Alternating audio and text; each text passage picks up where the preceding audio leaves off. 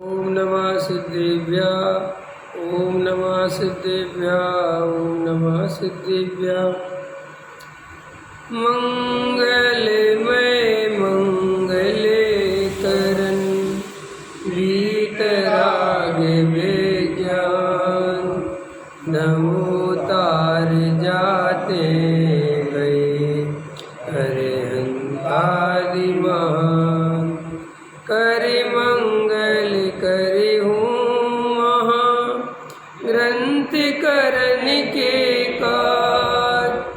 जाति मिले समाज सब पावे निज पद राज। इस भवतरु का मोल जानऊ मिथ्या भाव। ताको कर निर्मूल अब करिए मोक्ष मार्ग।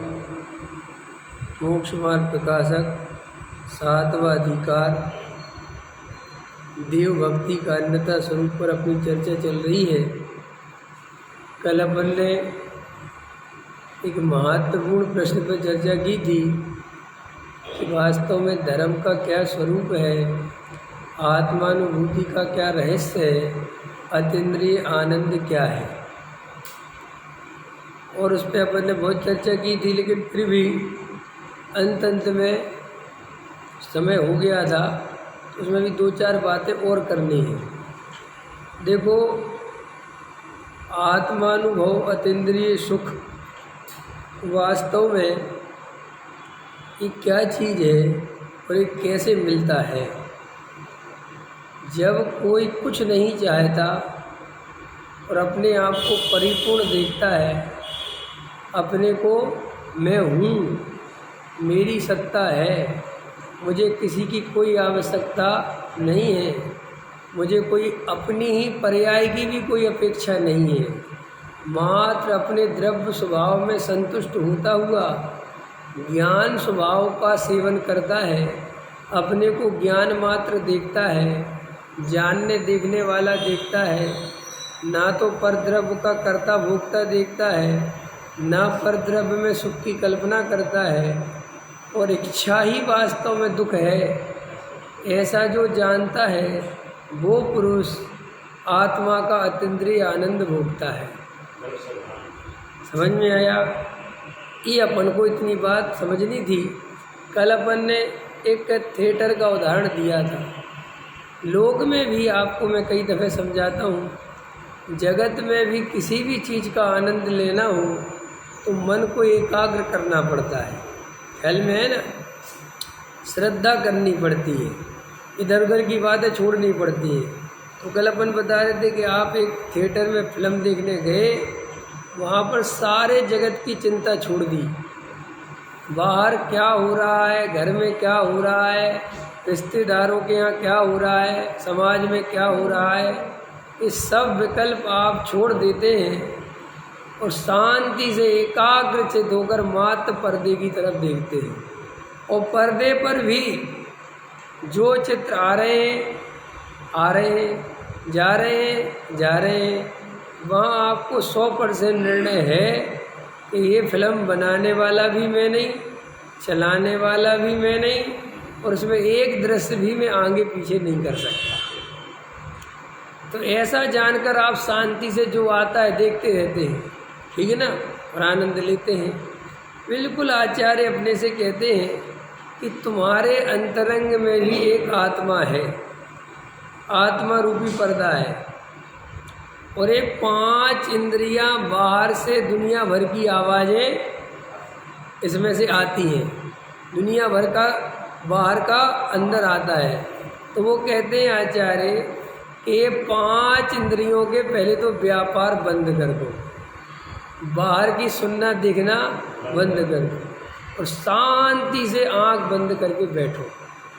और अब अंदर जो भी पर्दे पर जो भी भाव आ रहे हैं, उन भावों में ना तो बदलने की चेष्टा करो, ना अच्छे बुरे की कल्पना करो, ना उनके कर्ता बनो, ना उनके भोक्ता बनो, न ऐसा मानो कि अरे ये परिणाम मैं कैसे कर रहा हूँ, मैं नहीं कर रहा हूँ, जो हो रहे हैं मैं उन्हें शांति से देख रहा हूँ।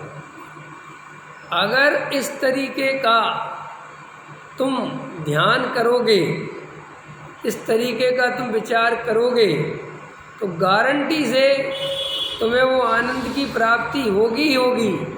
कि साहब आप एक तरफ तो कहते हो कि आनंद की प्राप्ति, बस वो तुम्हें भाषा है, क्या करें, तुम समझते नहीं, बोलना ऐसे ही पड़ता है। वास्तव में ये ही आनंद है, राग द्वेष का नहीं होना, इच्छा का नहीं होना, यही आनंद है। इससे अलग कोई दूसरे आनंद की कल्पना भी मत करो। है क्या? दुख, तकलीफ, आकुलता, ख्याल में है ना? माने हम सब समझो, पहले दूसरी बात समझो। कल एक बात और समझाई थी कि पहले तुम वस्तु स्वरूप की सच्ची श्रद्धा तो करो, पहले ये निर्णय तो करो कि वास्तव में एक द्रव्य दूसरे द्रव्य का कुछ करता धरता नहीं है। वास्तव में मैं व्यापार चलाने वाला नहीं हूँ, मैं घर गृहस्थी चलाने वाला नहीं। पहले निर्णय होना चाहिए। हमारा ये निर्णय 100% नहीं है। कल बताया था, ये हमारा निर्णय बिल्कुल 50% भी नहीं है। ये निर्णय हमारा कैसा है कि पहले तो हम पागलों की तरह पूरी ताकत लगाते हैं, और जब हमारे अनुसार परिणमन नहीं होता तब उसे फिर हम क्रमबद्ध पर्याय और कर्म और भगवान और दूसरे के भरोसे छोड़ देगा। हमारे तो बिल है, लेकिन वास्तव में तब तो बात खत्म ही हो गई, तब तो तुमने दुख भोग ही लिया। अब दूसरे पे छोड़ने से होता क्या है? आकुलता तो भोग ही ली। इसलिए पहले सच्चा श्रद्धान होगा तो आत्मानुभव होगा। सच्चा श्रद्धान जिसे नहीं होगा, जिसे कर्तृत्व होगा, अहंकार होगा, कसाएं होंगी, वो आकुलता होगी, और आकुलता होगी तो सुख कहाँ से मिलेगा? सीधा गणित है। ख्याल में है ना? कल बहुत सारे लोगों को कल का स्वाध्याय में बात समझ में, बोले साहब बहुत ज़बरदस्त क्लियरिटी हुई कि साहब ये अपन क्या लगे हुए हैं, हम क्या कर रहे हैं, हमने क्या सोच रखा है, हमें धर्म क्यों कर रहे हैं कि हमें धर्म के बदले कुछ मिले। आप मंदिर में पैसे क्यों चढ़ा रहे हो? आप फ्री पॉकेट में नहीं चढ़ा रहे हो। आप मंदिर में जो दान दे रहे हो वो भी कहीं ना कहीं गहरे में तुम्हें आशा लगी हुई है कि हम यहाँ मंदिर में कुछ चढ़ाएंगे तो हमें कुछ मिलेगा। हम एक भी काम बिना प्रयोजन के नहीं कर रहे हैं, समझना बहुत ध्यान से। क्या हमें क्या सिखाया गया है कि हर काम गधा भी बिना प्रयोजन के नहीं चलता। हमने यही सीखा ना, है कि बिना प्रयोजन के कोई काम नहीं करना चाहिए। वो वस्तु स्वरूप बिना प्रयोजन की है। आग गर्म क्यों है? कोई प्रयोजन? समझो अरविंद जी, आग गर्म है, क्या प्रयोजन है? आग गर्म कोई सोच समझ के हुई है गर्म? तुम्हारी रोटी बनवाने के लिए गर्म हुई है? अरे भाई आग तो आग है, उसको गर्म है, उसका कोई प्रयोजन नहीं। अब आप उसका क्या उपयोग करो नहीं करो तुम जानो। जीव ज्ञानमयी क्यों है? क्या प्रयोजन है? जीव ज्ञानमयी, इसके पीछे कोई प्रयोजन है? कोई प्रयोजन है आपका? 6 द्रव्य है, क्या प्रयोजन है? संसार अनादि अनंत है, क्या प्रयोजन है? आपको हर जगह क्या आदत पड़ गई है? प्रयोजन लगाने। आपको सिखाया गया ना, पढ़ाई करो कुछ मिलेगा, व्यापार करो कुछ मिलेगा। तो आपको हर जगह एक दिमाग में सेटिंग हो गई है कि कुछ मिलेगा। आत्मा के ध्यान करो कुछ मिलेगा, मुनि बनो कुछ मिलेगा, त्याग व्रत करो कुछ मिलेगा। वो वस्तु स्वरूप कह रही मिलने मिलाने की व्यवस्था है ही नहीं, क्योंकि मिला हुआ है। वस्तु स्वरूप कह रहा है कि मिला हुआ है ना भाई। कि क्या साहब क्या मिला हुआ है? कि तुम जीव हो, तुम परिपूर्ण हो, कोई लेना देना नहीं है। पुद्गल पुद्गल है, अधर्म अधर्म है, धर्म धर्म है, काल काल है, आकाश आकाश है। ये समझ में आ रहा? समझो, इम्पोर्टेंट बात कह रहा हूँ। भैया अरविंद जी थोड़ा समझा करो, डिस्टर्ब होता है ऐसे बात करते हो। क्या कह रहा हूँ मैं कि हर द्रव्य कोई प्रयोजन से नहीं है। जगत में जितने भी पदार्थ हैं वे अपने अस्तित्व से हैं, उन्हें किसी ने बनाया नहीं, उनका कोई नाश नहीं कर सकता और वे अनादि अनंत रहेंगे। तो अनादि अनंत का मतलब समझते हो क्या होता है? अनादि अनंत का मतलब ये होता है कि वो किसी के लिए पैदा नहीं हुए और वे किसी के लिए मरेंगे नहीं समझ में? आपका जन्म क्यों हुआ? बाल बच्चों के लिए, समाज के लिए, काय के लिए हुआ आपका जन्म? अरे भाई मैं अनादि अनंत हूँ और मेरा परिणमन सदा काल चलेगा, वो तो चलता ही रहेगा। मैं किसी के कारण परिणमन नहीं कर रहा और मैं किसी के लिए परिणमन नहीं कर रहा। पकड़ में आ रहा कि नहीं आ रहा? ये वस्तु का स्वरूप है और इसमें किसी भी प्रकार का कोई प्रयोजन नहीं है। सभी द्रव्य स्वतंत्र हैं। क्या कहा मैंने? सभी द्रव्य स्वतंत्र हैं, एक। सभी द्रव्य परिपूर्ण है, दो। किसी भी द्रव्य को किसी के उपकार की कोई आवश्यकता नहीं है। पुद्गल जीव के भरोसे नहीं बैठा है कि अगर जीव उसे नहीं जानेगा तो पुद्गल का कुछ बिगड़ जाएगा, ऐसा नहीं है।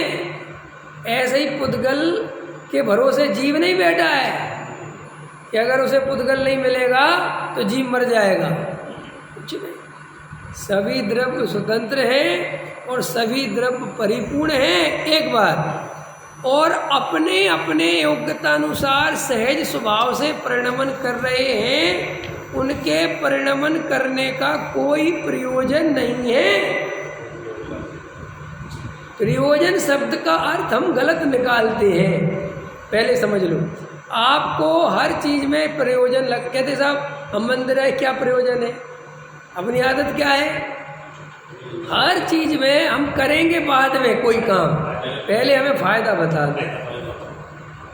ये है ना आदत, यही है ना।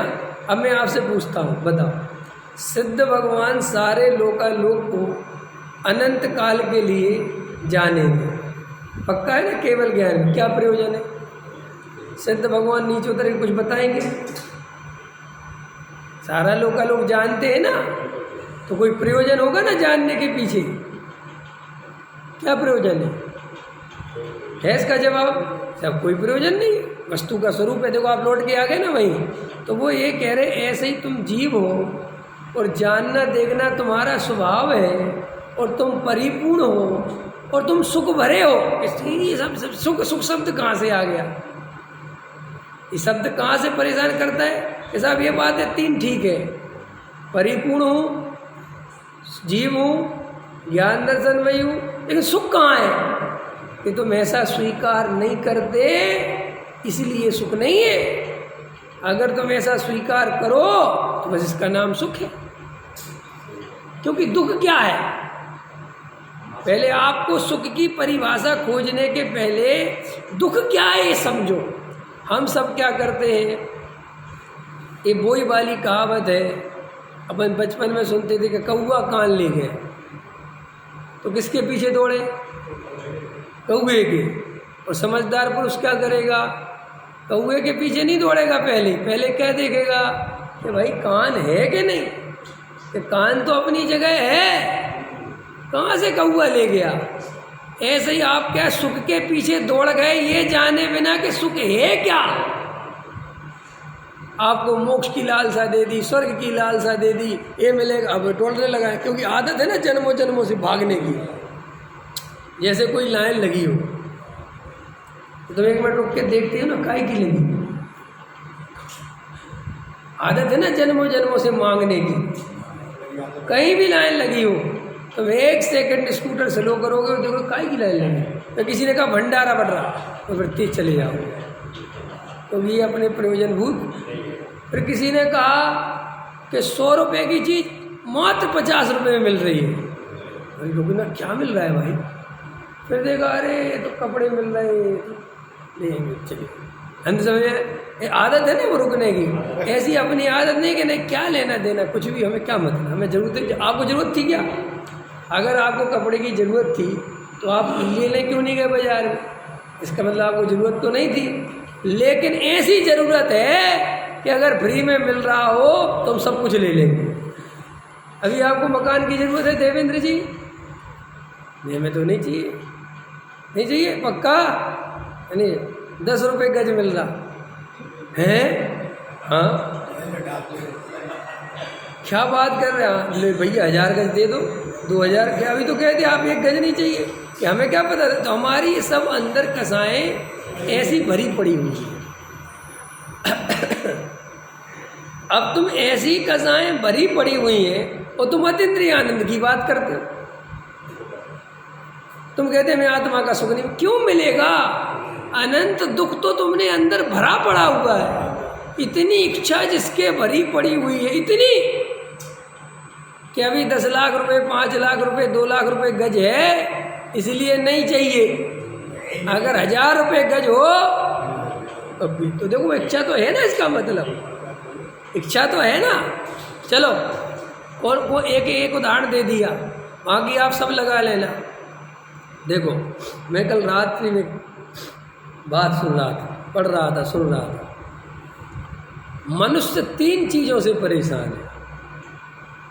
मनुष्य 3 चीज़ों से परेशान है, और वे 3 चीज़ें ऐसी हैं जिनके बारे में मनुष्य रात और दिन सोचता है, उससे चौथी चीज़ नहीं सोचता। और वही उसके विचार हैं, वही उसकी भावना है, वही उसकी सारी ताकत है कि वो 3 बातें कौन है। वो 3 बातें मुझे बड़ी महत्वपूर्ण लगी। मैंने बहुत विचार किया। मैंने कहा यार वास्तविकता इस बात में बताने जैसी है। वे 3 बातें काम, यश और धन। अच्छे से पकड़ना, काम, यश और धन। फिर से काम, यश और धन। अब अपने आप को देखो, इन 3 के अलावा अधिकतर मनुष्य चौथी चीज़ नहीं सोच रहे। हमारे जो दिन रात के विचार हैं उनमें या तो काम के विचार चलते हैं, या मान सम्मान, यश, दुनिया में नाम हो जाए नेताजी का, या तीसरा धन। या नहीं, तीनों ही चलते हैं। जैसे ये बोल रहे हैं ना, इनने थोड़ा 2 मिनट लगाया दिमाग, तब कह रहा नहीं बिल्कुल साहब बिल्कुल ठीक। 3 ही ऐसे अपना अपना लगाओ। ये जागृत पुरुष की निशानी है। इतने में तो बात पकड़ लिया करो। बेहोश में रहते हो तो कुछ नहीं पकड़ पाते क्या। अब ये बात जो मैंने बोली है, अब ये अब भी 1 सेकंड में पकड़ने जितनी कि बिल्कुल एकदम साफ, इसके अलावा कुछ नहीं है। ये जो तुम आत्मा का विचार कर रहे हो, ये बहुत ऊपर ऊपर, बहुत ऊपर, इतना ऊपर है कि घर से ही बाहर है।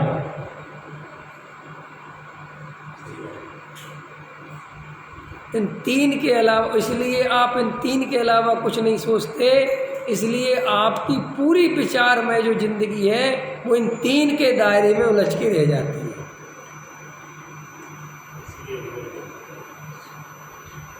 जवानी में काम वासना और धन का संग्रह, इन 2 के अलावा तीसरा कोई विचार नहीं चलता। क्या? काम वासना और धन, धन, धन। और बुढ़ापे आते आते 50 साल के हो गए, ठीक है अब यश चाहिए, अब समाज में नाम चाहिए, बहुत कर ली मेहनत, छोड़ो व्यापार, अब मुझे नाम चाहिए, जहाँ जाऊँ मेरा नाम। देखो तीसरा विचार। अब सुनो, अब इसका और पोस्टमार्टम करो। अब ये तीसरा विचार अगर मंदिर में जाके पूरा होता हो तो मंदिर चलो, पकड़ना। संस्था बना के पूरा होता हो तो संस्था बनाओ। चुनाव लड़के विधायक नेतागिरी में घुस के होता हो, जहाँ जिसको रास्ता मिल जाए, क्योंकि रास्ता भी तो मिलना चाहिए ना, तो वहाँ घुस जाएगा।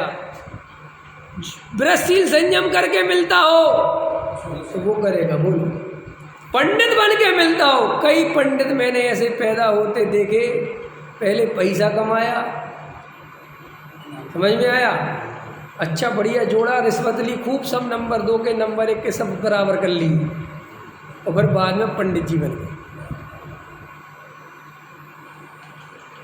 कि यार तुम पैसे से तो पंडित जी नहीं हो, कि हम बाद में बन गए 50 साल के बाद। कि क्यों? कि हमें लगा कि अब बहुत कमा लिया, कुछ नहीं रखा धन में।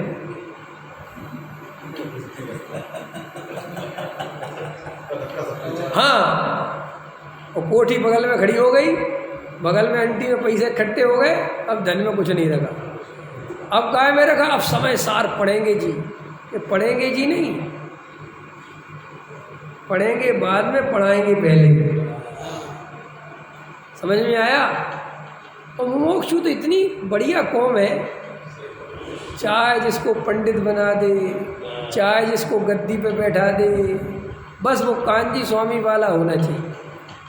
नहीं समझ में आया? और अब तो वो भी शर्त हट गई। अब तो मैं ऐसे कई पंडितों को जानता हूँ जो कांजी स्वामी वाले हैं ही नहीं, उनको कांजी स्वामी से कोई लेना देना नहीं है, और वे मुमुक्षुओं के पंडित हैं, मुमुक्षुओं के विद्वान हैं। वे गुरुदेव का नाम तक नहीं लेते, उन्हें गुरुदेव को पढ़ते भी नहीं, उन्हें गुरुदेव में कमी भी दिखती है। पकड़ में आया? तो अब क्या चाहिए? यश चाहिए। 3 बातें अच्छे से याद रखना, भूलना मत। क्या? काम, यश और धन। ऐसा भी कर लो, धन, काम, यश। ख्याल में है ना? बस इन 3 चीज़ों में पूरी मनुष्य जाति का जीवन चला जाता है। इसके अलावा चौथी कोई बात 99% लोगों में दिखाई नहीं देती। और अब जितना भी धर्म चल रहा है, अब इधर आ जाओ, ये जितना भी धर्म चल रहा है इन 3 चीज़ों के लिए चल रहा है। कैसे चल रहा है?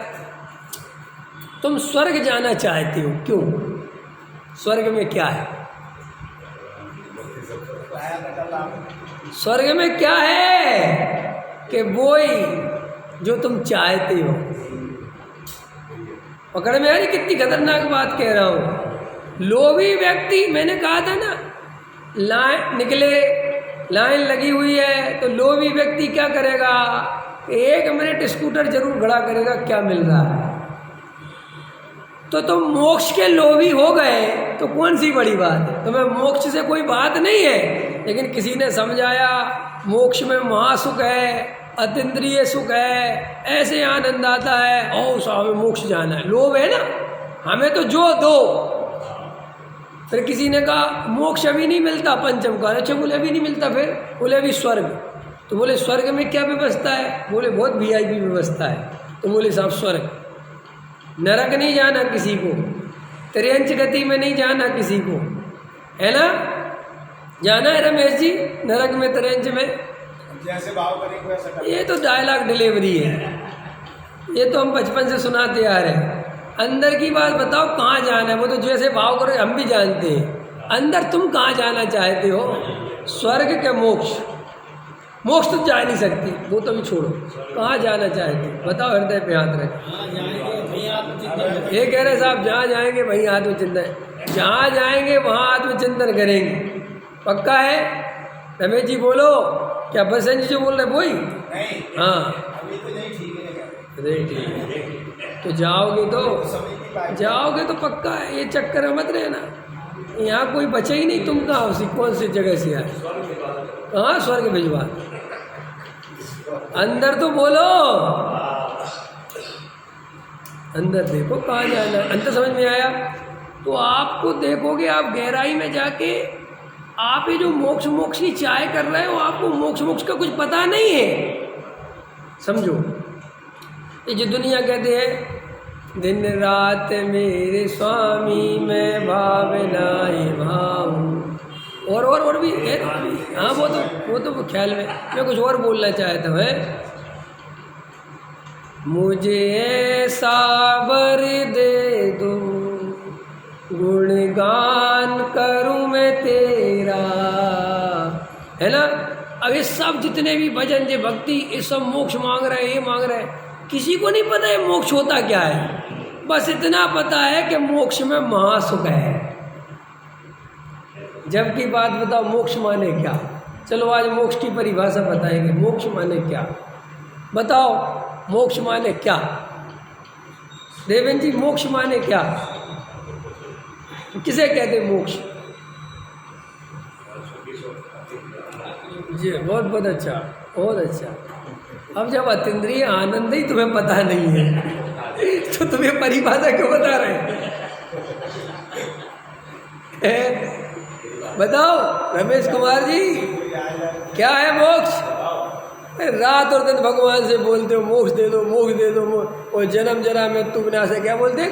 फल वाले बोलते ना, हाँ, ओम ह्रीं महामोक्ष फल प्राप्त है। क्या है मोक्ष? कहाँ है? कह रहे जहाँ सुख है। सुख क्या है? कोई चीज की बात जरूरत नहीं, कोई चीज की जरूरत नहीं, किसी चीज की कोई इच्छा ही नहीं, उसका नाम मोक्ष है। तो वो तुम्हें अभी हो सकता है कि नहीं? तुम सब इच्छाएं छोड़ दो, इसका नाम मोक्ष है। लेकिन तुम तो मोक्ष की इच्छा कर बैठे भाई।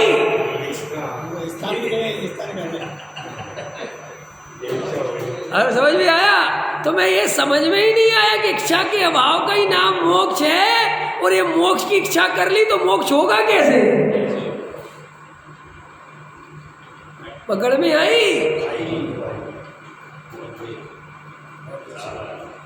यही तो ही समझ पा रहे तुम।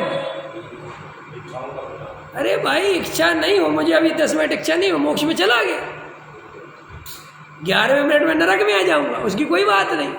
लेकिन अगर 10 मिनट में बिना इच्छा के बैठ गया तो यही तो मोक्ष है, और कोई मोक्ष अलग नहीं है। का पहले लक्षण है निकांच। पकड़ में आ रहा कि नहीं आ रहा? समझ में आई कि नहीं आई? तो आप और हम जो ये मोक्ष मोक्ष कर रहे हैं, ये भी लोभ के चक्कर में। लोभ है ना, तो हमारी तो आदत है कि हमें तो दे दो। लोभी क्या चाहता है? नफा नुकसान बाद में सोचेगा। समझ में आया कि नहीं आया? कि साहब ये नकली नोट है, इसमें असली में तुम दे दो, हम घर पे छांट लेंगे, तुम तो दे दो, फ्री में दे रहे हो। तो ख्याल में है ना? कई लोग इतना मूर्ख बनाते हैं, नकली नोट डाल देंगे रोड पे, 500 का, 1000 का, वो बिल्कुल असली लगता है, और दूर बैठ जाएगा, देखेगा। समझ में है ना? लोग आएंगे, एक नज़र करेंगे, कई लोग तो उठा ही लेते हैं, कौन मजाक में, वो हंसता है पीछे देख के, तो अपन उस पर हंसते हैं। अपन भी ऐसे ही नहीं, अपन भी नकली मोक्ष, नकली सम्यक दर्शन, नकली भगवान, ये कोई असली भगवान थोड़ी, सब नकली है, और इसी को असली जैसा मान मान के लगे हुए हैं। और अंदर में सिर्फ 3 विचार चल रहे हैं। कौन कौन से? धन, काम, यश। चौथा विचार ही नहीं है। अरे मोक्ष भी तुम अतीन्द्रिय सुख ऐसा समझते हो कि बहुत गजब का सुख होगा, बहुत मज़ा आएगा, इसलिए इंद्रिय सुख छोड़ दो, अपन तो अतीन्द्रिय सुख प्राप्त करेंगे। क्योंकि लोक में भी देखा जाता है कि भाई साहब इन्वेस्ट हर कोई नहीं करता।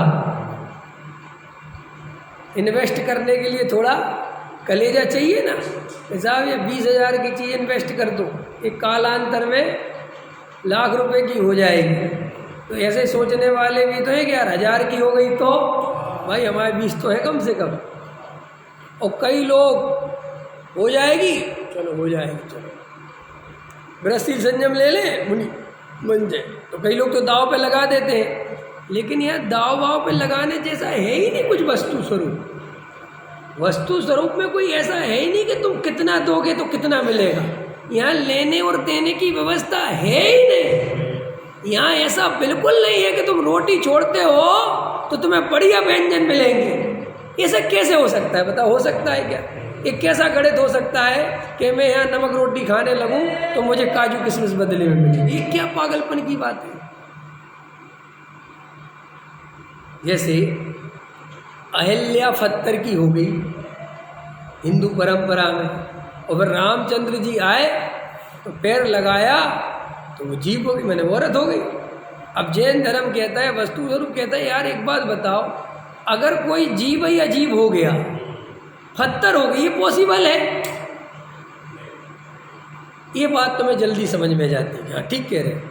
लेकिन ये क्यों समझ में नहीं आती कि यहाँ रोटी छोड़ दी, तुमने रोटी नहीं खाई तो इसके बदले में कई गुना बढ़िया रोटी मिलेगी जी, क्या मतलब है भाई?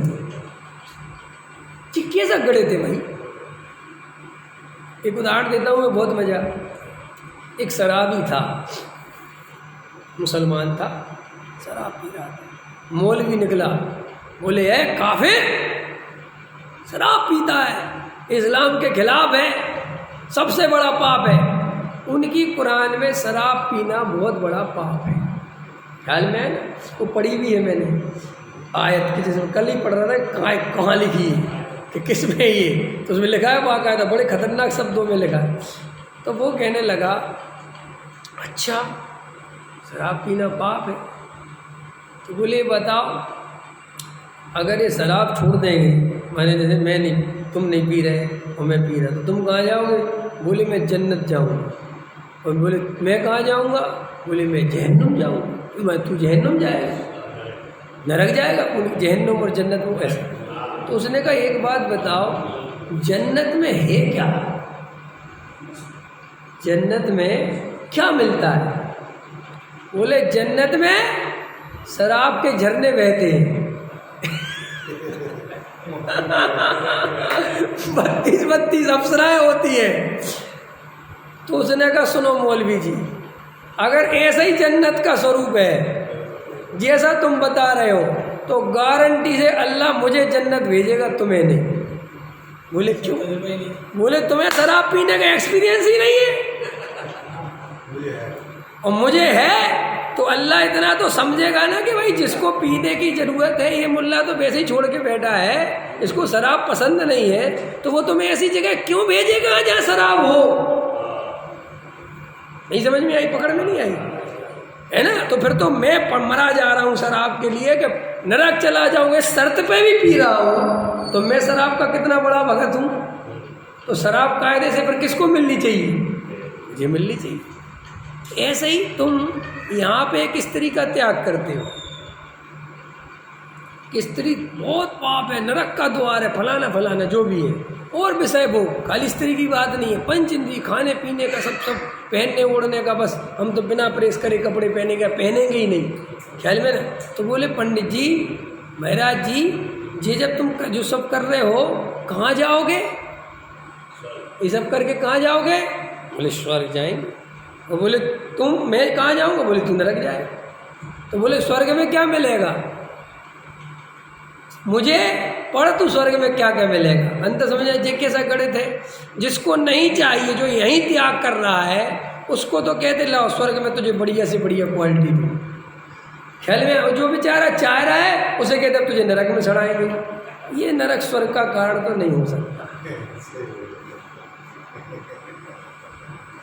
स्वर्ग नरक का कारण तो कुछ और होगा। अब वो क्या होगा मैं बताता, ये बता दो, जल्दी बता दो। स्वर्ग नरक का कारण है तुम्हारे अंदर जो छल कपट मायाचार चल रहा है, जो बेईमानी चल रही है, जो मिथ्यात्व चल रहा है, जो वस्तु स्वरूप के विपरीत भावना चल रही है, ख्याल में है ना?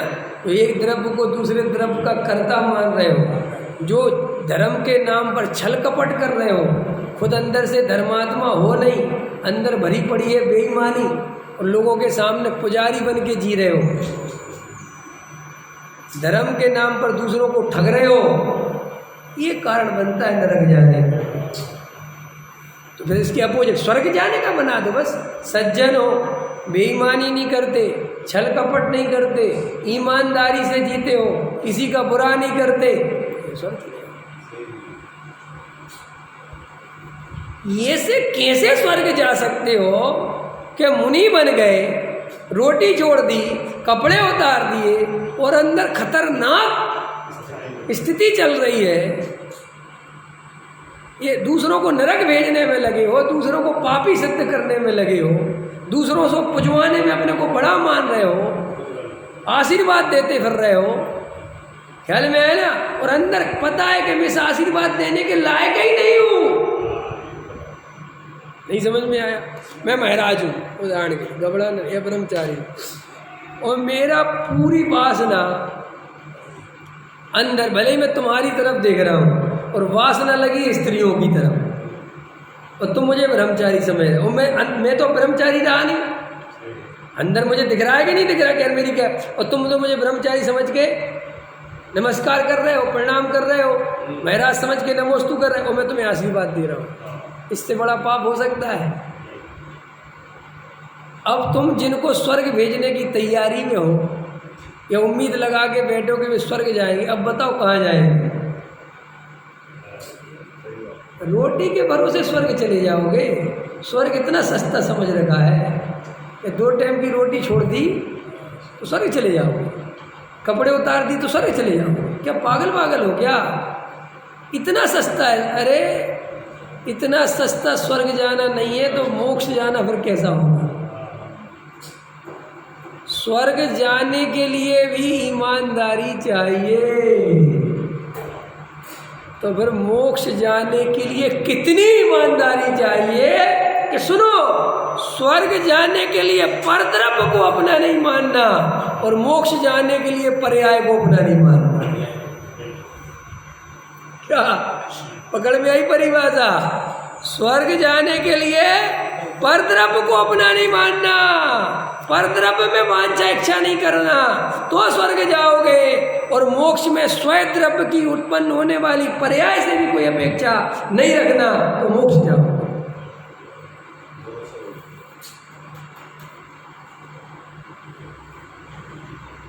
तीन चीजें बोलो देवेंद्र जी, 3 चीजें मनुष्य के अंदर चल रही हैं जो जल्दी अभी बताइए ना, 3 चीजें। हाँ, धन काम और यश, और मोक्ष क्या है? सत्यम शिवम सुंदरम, जिसके अंदर सत्य की भाषणा चलती है, जिसके अंदर सत्य स्वरूप की भाषणा चलती, मैं हूँ, मैं अपने में परिपूर्ण हूँ, मेरा अस्तित्व आनंदमय है, मुझे कोई परद्रव्य से लेना देना नहीं, मुझे कोई ऐसा सत्य की ध्वनि जिसके अंदर चलती है, उसके अंदर सत्य और शिवम, शिवम माने मोक्ष का मार्ग, और सुंदर आनंद का मार्ग प्रकट हो जाता है। इसलिए सत्य शिव भी है और सत्य सुंदर भी है। सत्यम शिवम सुंदरम, पकड़ में आया? आप अच्छे से समझ लो भाई, बहुत ध्यान से समझ लो, वरना बहुत बड़ी गफलत में जीवन चला जाए, पता नहीं चल पाएगा तुम्हें त्याग व्रत करके स्वर्ग जाने की सोच रहे हो, तो वहाँ जब नरक का गेट खुलेगा तो उसी पंडित जैसी हालत होगी, कहोगे अरे क्या चक्कर है भाई, मैं इधर क्यों आ गया? वो कहेंगे आओ हम बता दे तुम्हें इधर क्यों आ गया। तू जो जग को ठग के आया है ना, छलिया, धर्म के नाम पर, जो धर्म के नाम पर लोगों को ठगता है उससे बड़ा पापी कोई नहीं है। इसलिए कृपया धर्म के नाम पर कभी किसी को मत ठगना, ईमानदार रहना। पकड़ में आ गई बात? अब चलो, अब अपन जब ध्यान करने बैठते हैं, मैंने अभी बात समझा दी। देखो भाई, मैं परिपूर्ण हूँ, मेरा अस्तित्व कभी नाश होता ही नहीं, कोई बात ही नहीं है। सभी तरफ अपनी अपनी परिपूर्णता से परिणमन कर रहे हैं, मैं भी एक तरफ हूँ और मैं भी अपनी परिपूर्णता से परिणमन कर रहा हूँ। जगत में ना कोई सुख है ना कोई दुख है, ऐसी बात ही नहीं है।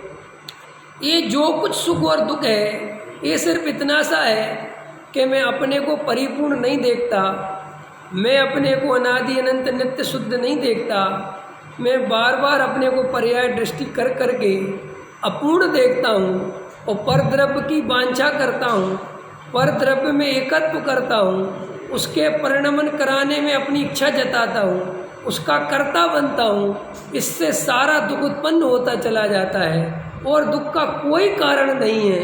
अगर मैं ये कर्तृत्व छोड़ दूँ, परद्रव्य की इच्छा छोड़ दूँ, तो यही अनंत सुख है, फिर कोई दुख का नाम निशान नहीं है। पकड़ में आया कि नहीं आया? देखो भाई, इसमें बहुत दम नहीं है। कि कोई किसी का करता है कि नहीं। दम इस बात में है कि तुम करता बनोगे तो दुख के अलावा कुछ नहीं मिलेगा। नहीं समझ में आए? इन बातों पे लड़ाई मत करो कि राम जगत का करता है कि ब्रह्मा जगत का करता है कि कोई करता है, कुछ नहीं होने वाला इन बातों से। सीधी सी बात है, तुम अपने को अकर्ता देखो। अगर तुम अपने को करता देखोगे तो तुम्हें दुख नहीं मिट सकता किसी कीमत पर, चाहे फिर कितने ही आत्मा का ध्यान करो। तो देखो, अपन ने थिएटर का उदाहरण दिया और अपने अतीन्द्रिय आनंद लेने की बात बताई कि भाई पांचों इंद्रियों के व्यापार जहाँ रुक जाएं, और वे रुकेंगे कैसे? जब तुम पर द्रव्य में एकत्व, ममत्व, कर्तृत्व, भोक्तृत्व नहीं करोगे तो वे पांच इंद्रियों के व्यापार रुक जाते हैं अपने आप। फिर वे वहाँ सोचने समझने की शक्ति नहीं रखते, क्योंकि उनको वहाँ फिर कोई लेना देना नहीं। एक बात। दूसरी बात, तो एक हमारी सबसे बड़ी प्रॉब्लम है कि हम या तो आने वाले कल में जीते हैं या बीते हुए कल में जीते हैं, वर्तमान में नहीं जीते। क्या कहा मैंने? या तो आने वाले कल में जीते हो या बीते हुए कल में जीते। बीते हुए कल में कैसे जीते हो कि जो बीत गया है उसमें तुम ऐसा विचार करते हो कि काश ऐसा कर लेता तो मज़ा आ जाता, ऐसा कर लेता तो मज़ा आ जाता, बस वो गलती नहीं करता तो मज़ा आ जाता, वो ज़मीन खरीद लेता। ये तुम्हारा बीता हुआ कल, समझ रहे? उससे शादी ना करके उससे कर लेता, या शादी ना करता, या ये बच्चे ना करता। ये सब तुम्हारे बीते हुए कल में तुम्हारी सारी धारा, सारा चिंतन चलता है, अथवा आने वाले कल का चिंतन चलता है। ऐसे करूँगा, वैसे करूँगा, लड़के को ये पढ़ाऊँगा, वो पढ़ाऊँगा, ऐसे करूँगा, ये करूँगा, या तो उसमें चला जाता। अब मज़ेदार बात है, वे दोनों ही तुम्हारे जीवन में अस्तित्व में नहीं है। न बीता हुआ कल तुम्हारे अस्तित्व में है, न आने वाला कल तुम्हारे अस्तित्व में है। और सुनो, भविष्य कभी आता ही नहीं। भविष्य में सिर्फ मौत आती है। भविष्य में हम सबकी क्या आएगी? और कुछ नहीं आएगा इसके अलावा। तुम जिस भविष्य की कल्पना कर रहे हो पागलों की तरह, वहाँ मौत के अलावा कुछ नहीं है। तो देखो भाई, जीवन है वर्तमान में। हमारी इतनी स्थिति खराब है कि हम आज कोई आनंद लेने को तैयार नहीं है। हम आनंद कब लेंगे? जैसे मैं अभी से कहूँ कि आप आनंद से रहो, अरे आनंद से क्या रहे, अभी तो पैसा तो जोड़ लें। मैंने तुम्हारे दिमाग में है कि आनंद अभी नहीं ले सकते। आनंद कब लेंगे? रमेश जी ले पाए? बहुत बुरे फंसे, जैसे इनको किसी ने फंसा रखा हो। ख्याल में है ना? फंसे खुद है, मजा आ रहा है फंसने में। दुनिया में याद रखना, तुम्हें कोई फंसा नहीं सकता। अरे कोई दुनिया में तुम्हें जुआ नहीं खिला सकता। एक चुटकुला सुनाऊं? एक चुटकुला याद आ गई। शर्मा जी को ऐसा मन में आया कि यार ये शराब कैसी होती है, मैंने पी नहीं, हल मैं एक बार टेस्ट ले आऊँ। मैं बड़ा धार्मिक आदमी हूँ, समझ में आया ना? और अपना तौलिया बोलिया ढकते चले ठीक है भाई। तो जो दुकानदार था वो नौकर से बोले, देख कोई देख ना ले, समझ में आया ना? और चाय वाले कप में लाना। ख्याल में है ना? किस में लाना? चाय वाले कप में।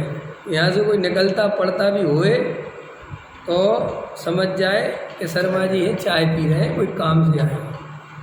तो गया वो अंदर दुकानदार, नौकर बोला कोई आया है और वो कह रहा कप वाले चाय में देना। कह लगता शर्मा जी आए हैं। क्या कह रहा?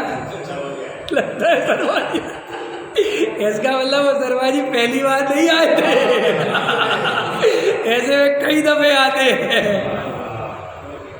और फिर कहते साहब मैं फंसा, अरे फंसे हो कि वहाँ मजा आ रहा है,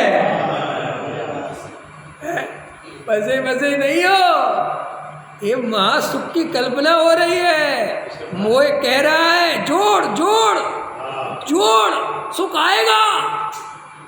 तुम कह रहे ठीक है आएगा आएगा आएगा, और इतने बेहोश हो कि 50 साल से वो कह रहा आएगा आएगा आएगा, तुम प्रश्न नहीं करते कब तक मूर्ख बनाएगा रे। 50 साल हो गए तेरी सुनते सुनते आएगा आएगा आएगा, खत्म होने को हो जा रहा हूँ, अभी तक तो कहीं से। मन कहता है ज़्यादा उत्तेजित होने की ज़रूरत नहीं है, मैंने नहीं फंसा रखा है, तुम खुद फंसे हो। मैं तो तुम्हें आशा देता रहता हूँ कि आएगा आएगा, वरना तुम निराशा के सागर में डूब जाओगे। आपको पता है हमारे साथ एक प्रॉब्लम और है, हमें ऐसा लगता है कि अगर कोई आशा नहीं होगी तो हम करेंगे क्या। आशा से आसमान टिका है ना, है? अगर हम सबरी आशाएं छोड़ देंगे तो फिर हम रहेंगे काहे के लिए जिंदा। मैंने तुम्हारे दिमाग में ही और एक दिमाग में सेटिंग है कि कोई आशा रहेगी तब तो जिंदा रहेंगे ना, फिर हमारे जिंदा रहने का मतलब क्या है। कई लोगों को लगता है हमारा जीवन व्यर्थ चला गया। क्या चला गया जी व्यर्थ? सिकंदर का सार्थक गया, हिटलर का सार्थक गया, अरे बोलो तो नहीं नहीं। हाँ अभी सबको क्या लगता है मोदी जिंदगी जी रहा है, लगता है कि नहीं? सार्थक जिंदगी भाई साहब, प्राइम मिनिस्टर लगता है ना, कोई ओलंपिक खिलाड़ी साहब गजब इसने जिंदगी। तुम्हारी जिंदगी जीने का मतलब क्या है भाई साहब? फिर वही तीन चीजें, फिर वही तीन चीजें, धन यश और काम। तुम इन तीन चीजों से जिंदगी सार्थक मानते हो, बोलो कितनी खतरनाक बीमारी है। जिसके पास बहुत यश है तो तुम कहते देखो साहब इसकी जिंदगी सार्थक है। जिसके पास बहुत धन है तो तुम कहते साहब इसकी जिंदगी बहुत सार्थक है। जिसके पास बहुत पैसा है साहब इसकी जिंदगी बहुत सार्थक। तुम्हारी सार्थक होने के ये तो अर्थ है। एक आदमी सही बताना बच्चन जी, इधर हाथ रखो अपने हृदय पे। तुम ऐसे रास्ते में जा रहे हो किसी गांव की पगडंडी पे, एक किसान है, क्या है? किसान है, छोटा किसान बैठा है अपनी मेड़ पे। मेड़ तो समझ गए ना, मेड़ पे बैठा है, रोटी खा रहा है, गुड़ रोटी खा रहा है। तुम्हें लगता है इसकी ज़िंदगी कोई काम की है? तुम्हें लगता है इसका ज़िंदगी कोई बढ़िया बीत रही? क्या लगता है? व्यर्थ जा रही, कोई सार्थक नहीं। ये खेत में ज़िंदगी निकल जाएगी इसकी, लगता है ना। गांव में जाते तो क्या सोचते हो तुम लोग? ऐसे ही निकल गई यार तुम्हारी तो, जैसे जो बहुत बड़े तीरंदाज बन गए हो। ख्याल में ये शहर के लोग क्या करते हैं, बिहारी बिहारी ये सब अपन भी करते ही होंगे, कि वो गांव में जाएंगे ना तो यहाँ तो चाय जैसे कपड़े पहने रहेंगे। तुम बिहारियों को देखे, अपनी लेबर को देखा, मतलब तुम्हें पहचानना मुश्किल पड़ जाए वहाँ कि ये वो ही है, और वो तो तुम्हें नहीं पहचानेगा। होगा तू सेठ दिल्ली में, यहाँ तेरी कोई औकात नहीं। ख्याल में है ना, वो एकदम वहाँ पे जाएगा और उतरेगा ट्रेन से और ऐसे चलेगा। और दूसरे लोग राम राम, और राम राम भैया, उसकी गरज देखो तुम, राम राम। वो राम राम भी इस स्टाइल में करता है कि तुम सब मूर्ख हो। और मैं बहुत होशियार चंद हूँ और मैंने कुछ ज़िंदगी में पाया है। अंत से पाया में क्या, पाया में क्या, फिर वही तीन चीज़ें भैया। फिर वो गांव वाले भी कहते रहे भैया तुमने बहुत नाम कमाया, गांव से बहुत बढ़िया ज़िंदगी जी रहे, हम तो डले यार इसी गांव में यार, वही दुकान चला रहे यार, वही किराने की, और क्या करें यार, या वही कुल्फ़ी की रेडी लगा रहे, या वो खेत में ही वही चारा गेहूँ कर रहे हैं, या वही गैया पाल रहे हैं, या वही दूध बेच रहे हैं। वो समझता है कि मेरी ज़िंदगी बेकार है। नाव के पंडित जी, हैं नाव वाले पंडित जी, तुम्हारा सारा जीवन बेकार है। हाँ, नाव वाले पंडित जी, समझ में आया, पकड़ में आया कि तेरी आधी गई, कि पंडित जी तैरना आता है कि नहीं, तो तुम्हारी पूरी गई। सही नहीं। या कहानी तो याद है ना, वो तो उसका अंत सुना दिया मैंने ऐसे। तो आप शांति से बैठ के, कोई आपकी ज़िंदगी व्यर्थ नहीं है। आपने क्या कमाया, क्या खाया, क्या जोड़ा, क्या बनाया, ये सब मूर्खतापूर्ण बातें हैं। ये दो कौड़ी की बातें नहीं हैं। इनसे कभी अपने को बड़ा नहीं मानना, इनसे अपने को कभी दीन नहीं मानना, ना इनका अहंकार करना, ना दीनता का भाव लाना। और कोई ज़िंदगी पैसा कमाने से सार्थक नहीं होती, कोई ज़िंदगी बड़े आदमी बनने से सार्थक नहीं होती, कोई ज़्यादा जीने से सार्थक नहीं होती। फिर ज़िंदगी की सार्थकता क्या है? ज़िंदगी की सार्थकता अपने में संतुष्ट रहने में, आनंद रहने में, अपने द्रव्य में, अपना जो वस्तु है उसमें समता भाव से रहने में और अपने को परिपूर्ण देखने में ही ज़िंदगी सार्थक है। और यही सच्चा सुख है। अगर इस बात को आप स्वीकार कर लोगे, आपको आज ही अतीन्द्रिय आनंद आएगा। ठीक है, विचार करो। सहजा